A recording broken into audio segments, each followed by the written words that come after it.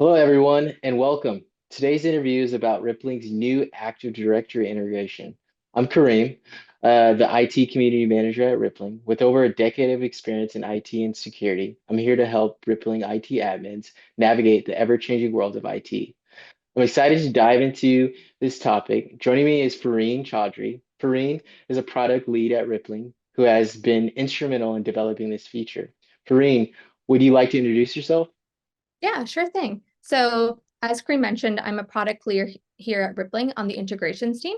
I spent most of my career working in product management and building integrations across several different industries, and recently joined Rippling to help develop products in the IT admin space. So, I think for me, it's been a super exciting and interesting challenge, just given like the scope of like the products and different platforms that IT admins work on. And so it's really given me a newfound appreciation for just like the magnitude of the challenges and problems that IT admins are facing on a day-to-day basis. So super excited to be working on these problems and working daily with IT admins. Awesome. Well, thank you for that. Let's start with some general questions. Fareen, can you provide us an overview of the new AD integration feature? Yeah, definitely. So this new integration with Active Directory on-prem allows you to automate like the daily operations for your AD instance. So what does that mean exactly? What that means is that we automate creation of users as well as suspension. So anytime a new employee gets hired, you're automatically creating a employee in Active Directory. And likewise, when an employee gets terminated, we're suspending that user. And then we also handle the life cycle of an employee as well. So if an employee is changing departments or they're changing managers, we'll be able to update the Microsoft attributes associated with that employee. So if you have, manager set up as an attribute, when that employee's manager changes, we're also making those changes as well. Oh, that's awesome. So, what problems will this integration solve for customers today out of the box? You Yeah, touched so a little bit on it. Sorry, you touched a little bit on it. But yeah, please go. Sorry, my apologies. no. So yeah, it really solves, I think, a lot of like the manual and tedious tasks that IT admins have to face on a daily basis. I think typically what we're hearing is that IT admins are getting help desk tickets from their HR counterpart. They're having to go in every single day, manually updating an employee, suspending them. And so it creates a lot of like manual operation and a lot of like tedious work that can be very error prone. And so this helps to solve that entire experience and automates that entire day-to-day operations. And so as an IT admin, you're really responsible for like the bigger picture and not so managing the day-to-day operations of your Active Directory instance. Phenomenal. Now let's delve into some technical and security details. Can you give us further technical details on how the AD integration works under the hood? Yeah, so this is an integration that we built in close collaboration with Microsoft.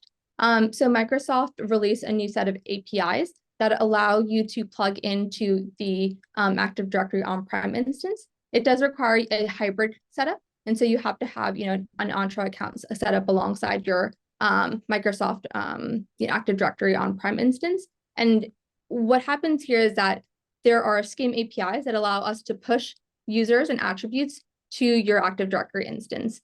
This uses a Microsoft provisioning agent alongside it. And so I think what customers have felt really confident about is like everything is Microsoft branded. It's working well with like the ecosystem. And again, we worked really closely with Microsoft. So we've been able to really understand and then able to build against our use case as well. Oh, that's awesome. Are there any system requirements or prerequisites for implementing the AD integration? Yeah. So like I mentioned earlier, you do need to have a Microsoft provisioning agent installed. And then the other two requirements would be more on like the billing side. So Microsoft requires you to have Microsoft Entra ID P1 as like a minimum tier. And then on the Rippling side, we have a Azure connector SKU that you'd also need to purchase in order to get this set up. Cool. And how does the integration handle compatibility with different versions of Active Directory? Yeah, so Microsoft has provided one singular API, and that in and of itself is just compatible with all the different versions of Active Directory. And so it should work pretty seamlessly, whether you set up your Active Directory instance back in the 90s or if you're more, have you a more recent version of it as well. Oh, that's awesome. And can the integration support the provisioning and pushing of Rippling groups to AD?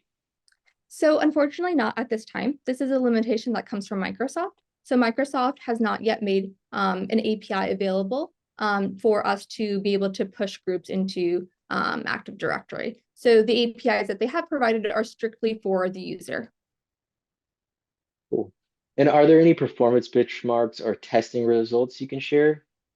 Yeah, so we have installed this with several different beta customers so far, and I think they've all seen really good results in like the automation and the hours saved. I think we've gotten quotes of like it saved an IT admin, 2 to 3 hours a week. They don't have to go into their system very regularly. I think in terms of like performance, we offer a lot of visibility in this integration on when we're sending out that API request to Microsoft, when we're getting results back. And so that you can you have visibility into your entire ecosystem on your side. And we've seen typically that this is an asynchronous API. So just want to call that out specifically. And so when we make a API request to Microsoft, it takes a few minutes for them to make an update in the system. And we've seen on average that takes anywhere from 3 to 10 minutes, depending on the number of requests that we're making at one time. Cool.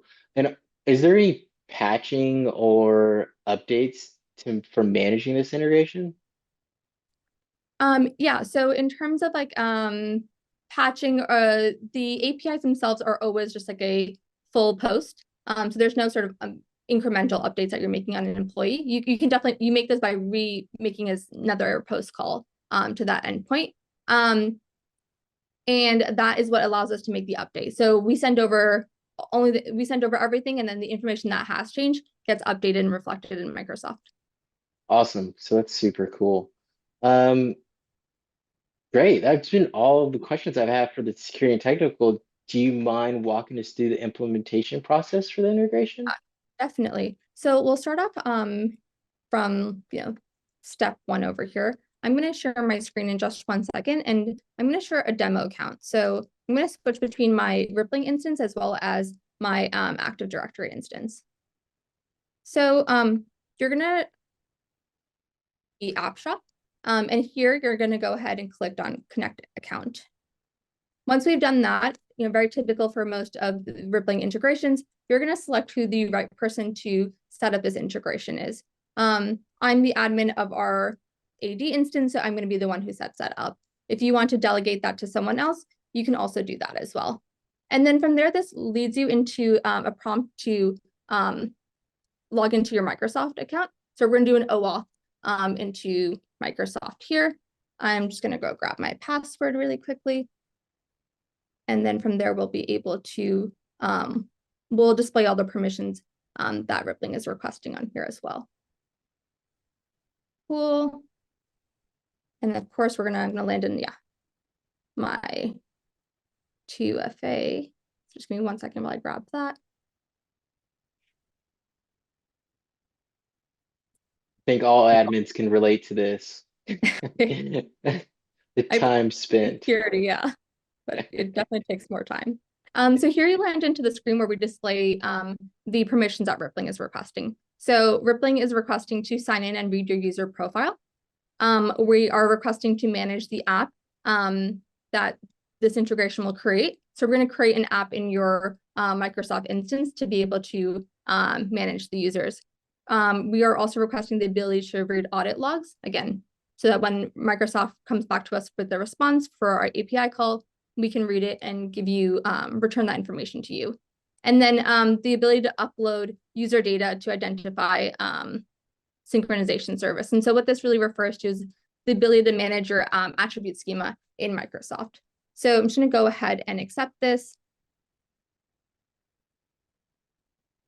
And then this will drop me into a few automatic processes that are happening. So in the background, Rippling is requesting a single tenant access on your behalf.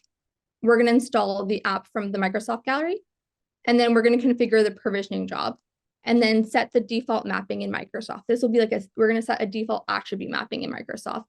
And then you're welcome to change that. We just offer a default that comes out of the box here.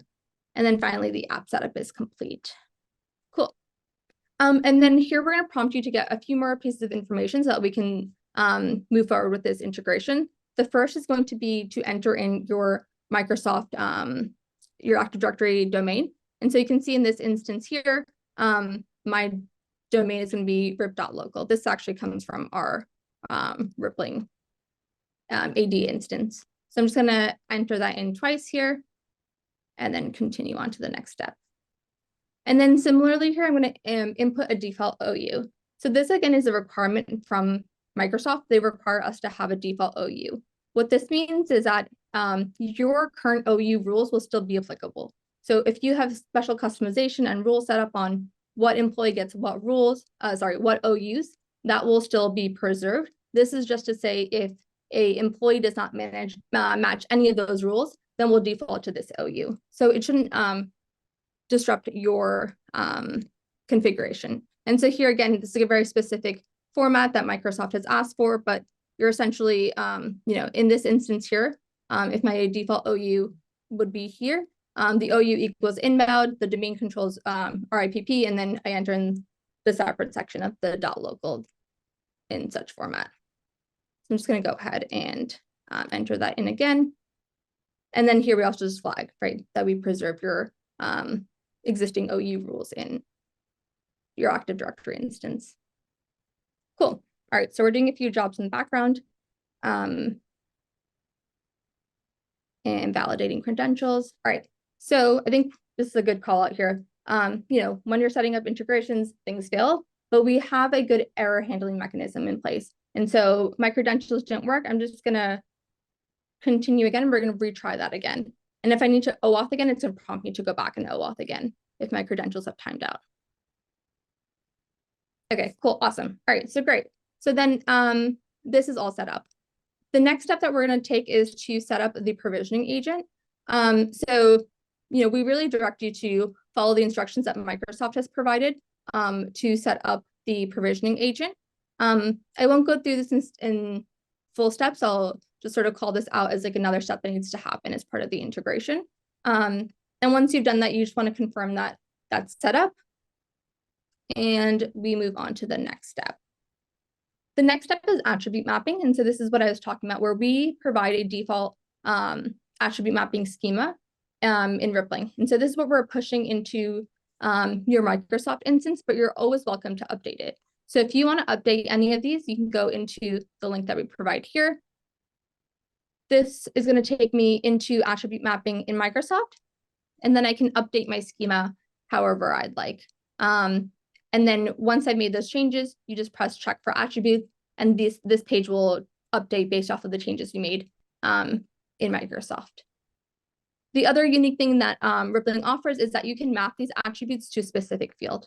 So the Microsoft department attribute is going to map to the Rippling department name. But you could always change that if you want that to instead, maybe you actually want this to tie to your user's organization. And so you can make that change here dynamically and save that. Cool. All right, so then we're going to continue on. The next step is just around who should be getting an account with Microsoft. So typically we find that folks are creating accounts for everyone except for contractors. If you want to include contractors, there's that optionality. If you want to set that manually, you can do that as well. Or if you want to set up specific rules about who should get an account, you can set up that as well. I'm going to go with the recommended option for today. And then this bottom section here is essentially saying for existing employees, if they are missing an account, do you want Rippling to create a new account on their behalf? Sometimes companies will opt out of this because if someone doesn't have an account, it's for a specific reason. Other times, companies will say, hey, I'd like another 20 employees who onboarded a month ago. I haven't gotten a chance to create an account, so I want one to be created for them. So I'm going to go ahead and select create account. If you do not select this, then only net new employees who join will get an account created by Rippling if they're missing one. Cool. So I'm going to move on to the next step here. And the next one is around when should an employee get an account? Again, several different options here. We typically recommend as soon as they sign their offer letter. That's when we find most commonly IT admins are creating Active Directory accounts for their employees. So we're going to continue here. And then the last screen is around offboarding. So you can set up rules around offboarding. The default rule that we've offered is when an employee goes in, it gets terminated, then we're going to suspend the account. In Rippling, we virtually never will delete an account in the third party. So we're only updating the account status to be suspended. And if you don't want that setting, you're welcome to disable it as well.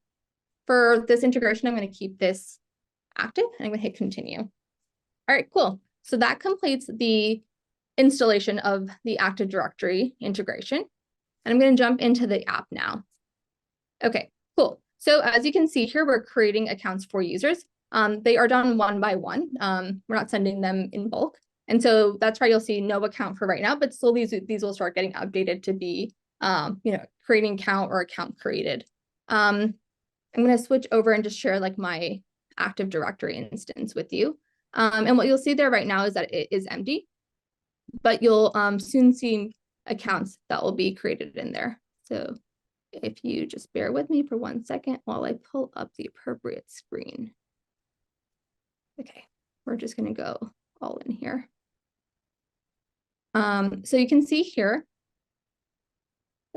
actually looks like it created some of these users. Let's just refresh very quickly to make sure this all looks good. Okay, cool. Yeah, you can see that these users were being created for me by Rippling.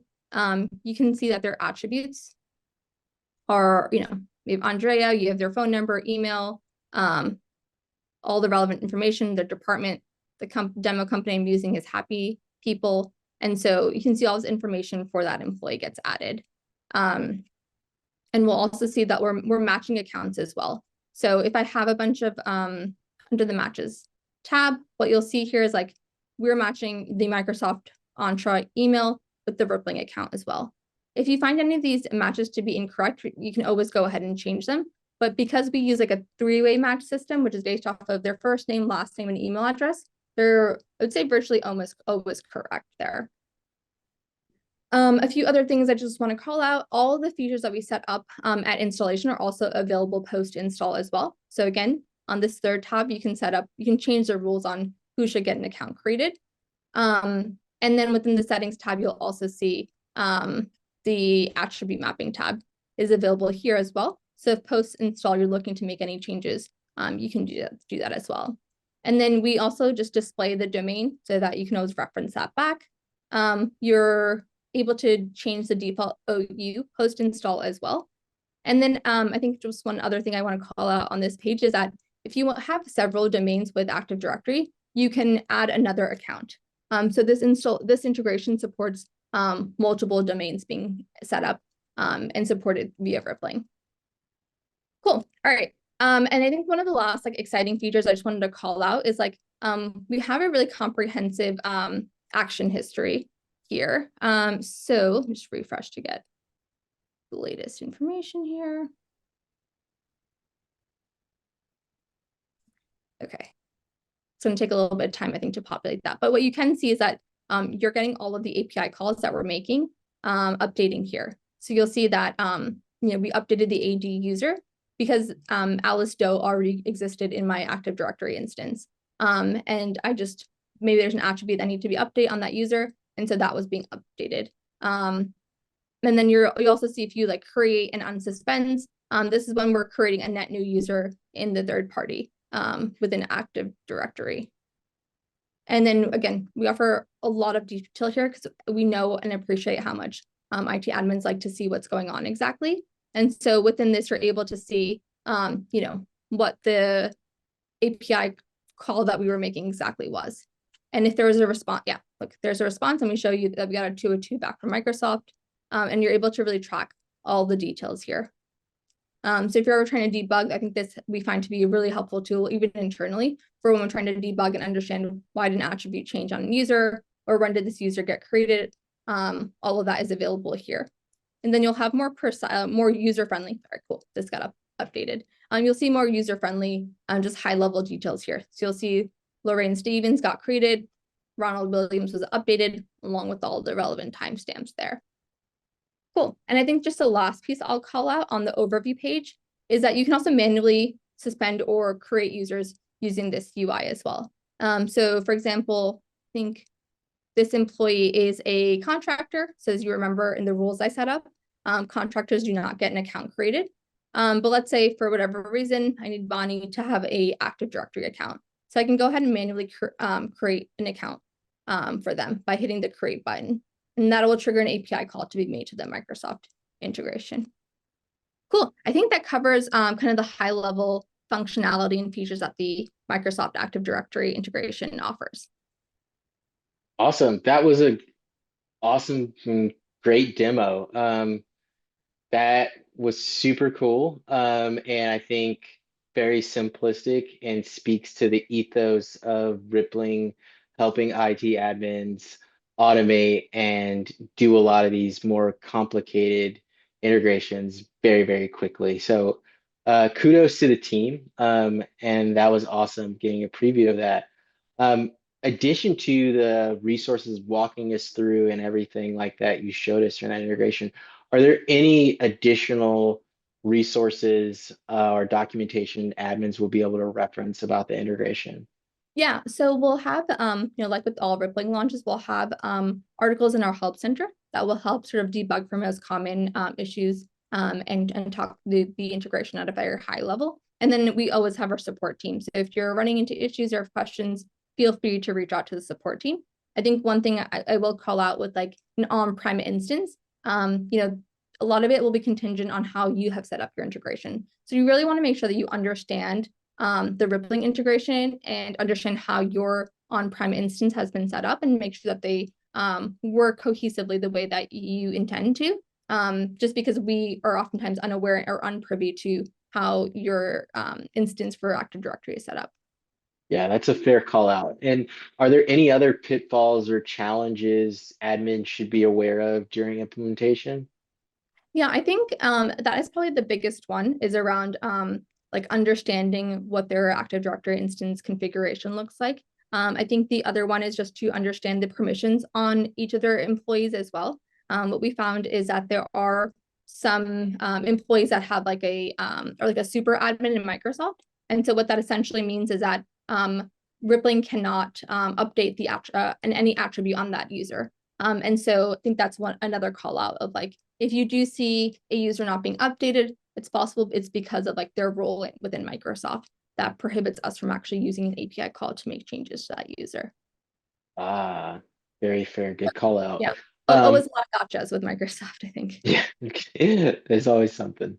And in addition to like the baselines the defaults that get called out, are there any other recommendations? And I assume it's probably depending on what your risk appetite is for your organization, but any other specific security configuration or best practices customers should be aware of, follow when implementing this solution?